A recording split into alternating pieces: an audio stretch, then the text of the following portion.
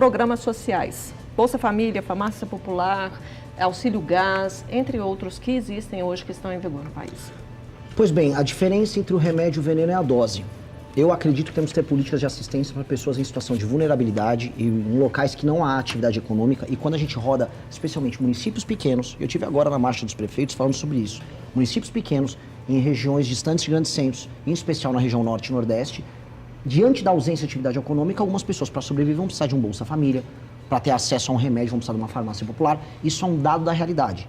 Dito isso, a partir do momento que a gente percebe que mais de 40% dos domicílios na região Nordeste estão no Bolsa Família, a gente percebe que o remédio começou a virar o veneno. E o remédio vira veneno no sentido de que não há um estímulo hoje do tomador de decisões, um prefeito, ou mesmo da parte do governo federal, em alterar essa realidade, que é aumento da atividade econômica. Eu quero, geração de frentes de trabalho nos municípios que têm baixa infraestrutura e que têm pessoas no Bolsa Família. Um rapaz ou uma moça que vão lá no CRASP tirar o Bolsa Família numa cidade, por exemplo, no interior do Maranhão, que não tem uma via de escoamento, as ruas ou as estradas estaduais que conectam elas com outros lugares para levar a produção da agricultura familiar, tudo esburacado, tudo de terra. Pois bem, vamos fazer uma frente de trabalho com essas pessoas, vou pagar um pouco a mais e vou chamar essas pessoas para participar dessa reconstrução de infraestrutura junto com o governo federal. Nós precisamos recriar nas pessoas a sensação e a ideia de que o trabalho as libertará de um modelo político hoje que é um modelo de exploração. Infelizmente, a gente tem um modelo político de exploração que mantém essas pessoas reféns de uma classe política que vive de apaniguados, gente pendurada na máquina pública e uma assistência que vem do governo federal. Então, a política nossa tem que ser, tenho que diminuir isso e aumentar a atividade econômica nos pequenos municípios. Isso terá um efeito muito grande na vida das pessoas e na autoestima das pessoas. E qual a sua avaliação sobre o fim da escala 6x1, então, falando de trabalho, né? A proposta do governo federal sobre isso é uma proposta hoje irresponsável. Irresponsável. O Brasil é um país que perde espaço nas cadeias globais de produção. A gente está falando de ter emprego de qualidade. Então você vai pegar uma fábrica que tem em Sorocaba, lá em São Paulo, que trabalha como a Gestamp, para dar nome, que produz e entrega aparelhos ligados à indústria automotiva para o mundo inteiro, vão perder as cadeias globais de produção, a gente vai perder emprego e vai se isolar. Pessoas que trabalham em pequenos restaurantes e pequenos serviços que não dispõem de um capital de giro, ainda mais um país com juros altos como o Brasil tá, não vão ter condição de arcar com isso. Essas pessoas, uma parte vão para a informalidade, outros o negócio vai fechar, especialmente os altamente sindicalizados. O governo não está se importando com isso, especialmente hoje numa trajetória de aumento de impostos sobre os negócios. Então, o que nós precisamos fazer? Nós precisamos flexibilizar o mercado de trabalho, aumentar a agenda de competitividade do Brasil. O que o senhor chama de flexibilizar o mercado de trabalho? As pessoas têm que ser mais autônomas para fazer contratações e demissões. E as relações de trabalho entre as partes... O senhor está falando de trabalho sem a CLT? Sim. Até porque negociação direta, empregado-patrão? Empregado e patrão, mantendo a existência de sindicatos e, na verdade, ampliando a existência de sindicatos para um modelo de competição entre sindicatos nas mesmas áreas, setores e regiões. Mas para quem não tem sindicato, não é sindicalizado? Eu acho que você está no país que você tem sindicato até para onde você não precisa.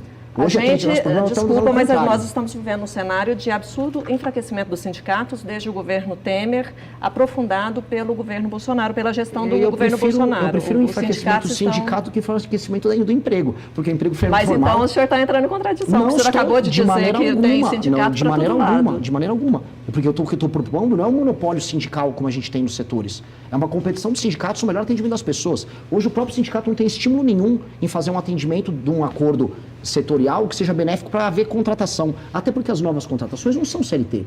O mundo do serviço no Brasil está contratando todo mundo por MEI. Se eu rodar aqui dentro, talvez no próprio Correio Brasiliense, boa parte das pessoas sejam MEI. E não são empreendedores individuais. O MEI, no fundo, é o regime alternativo de contratação para fora além da CLT. Porque quem está contratando as pessoas hoje está contratando por MEI.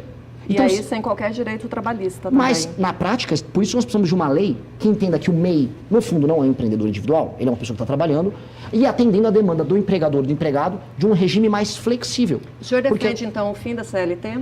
Olha, eu gostaria de chegar no horizonte que a CLT perca totalmente a função, porque era um modelo de contratação dos anos 40, uma realidade industrial de um mundo altamente verticalizado que já não existe mais.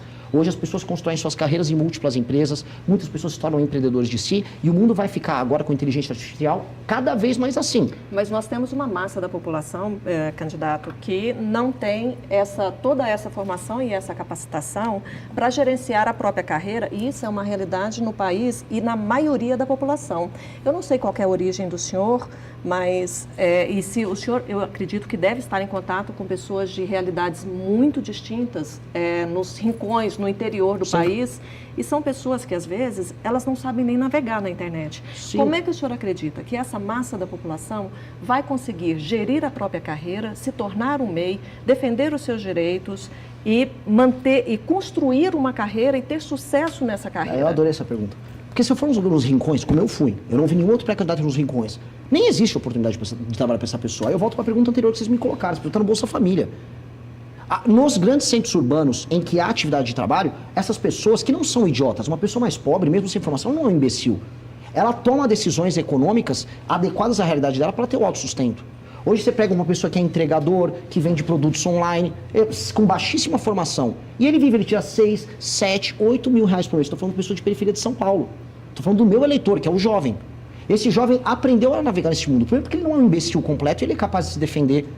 Segundo que isso não é tão complexo assim. E terceiro que os países que concorrem conosco no mundo, que a gente não concorre com a Suécia, não concorre com a Inglaterra, a gente concorre com o Vietnã, a gente concorre com a Índia, a gente concorre com a China, tem regimes flexíveis. Então, se eles estão fazendo isso, estão aumentando a renda e aumentando o emprego, nós temos que fazer a mesma coisa. Se a gente falasse, não, é igual a Erika Hilton, que apareceu lá com um monte de umas empresárias lá, com franjinha, eu tô aqui, na minha empresa a escala é 3/4, porque na Inglaterra, que Inglaterra? Não tem Inglaterra nenhuma. Deputado, houve uma redução da mudança da jornada de trabalho. Deputado, desculpa, pré-candidato. Houve uma mudança há cerca de 40 anos de redução da jornada de trabalho, né? E o país continuou se desenvolvendo. Não As continuou. pessoas continuaram com... Não continuou. Continuou, deputado. O senhor como pré-candidato está a par dos números e dos índices de desenvolvimento do país. O país cresceu muito, o país hoje é um expoente na América do Sul e é um expoente no mundo. Não é. Por que o senhor acha que a redução da escala 6/1 vai fazer um retrocesso e vai fazer a economia... Eu vou pedir para o nosso espectador acompanhar todos os gráficos de produtividade do Brasil perante o mundo. E o gráfico assustador. A produtividade é a quantidade de dinheiro que uma pessoa faz por hora de trabalho. O Brasil está estagnado. Nos últimos, justamente o exemplo que você usou foi bem feliz. Nos últimos 40 anos. Quando nós comparamos... Nós não estamos falando em produtividade, nós estamos falando em movimentação da economia, em geração de emprego, em melhoria da qualidade de vida, em inclusão, em retirada do país do mapa da fome. Mas então vou te explicar. A produtividade significa a quantidade de recursos gerado por hora por uma pessoa que trabalha. Então isso está linkado ao aumento de riqueza. Então é exatamente isso que nós estamos falando. Não é nenhuma coisa diferente, é exatamente isso. O papel do Brasil perante o resto do mundo diminuiu. E esse é um problema. Se gostou desse corte, se inscreve no canal e ativa o sininho para não perder os próximos vídeos.